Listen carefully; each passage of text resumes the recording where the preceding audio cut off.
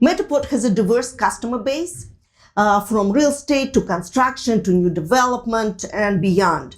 How do you tailor your revenue strategies to meet the unique needs of different sectors?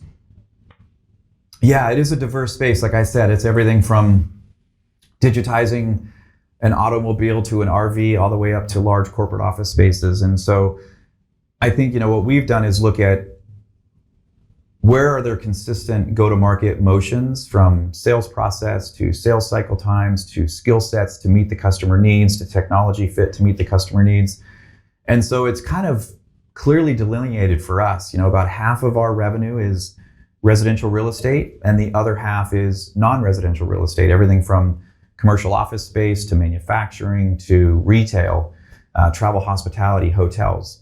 And so we do have, a dedicated team focused around more of the go-to-market motion for residential real estate. It is a different, segment and go-to-market motion versus, the non-residential real estate. And so setting up those go-to-market, structures and organizations is, one that we've just put in place in the last, year and a half or so. Mm-hmm.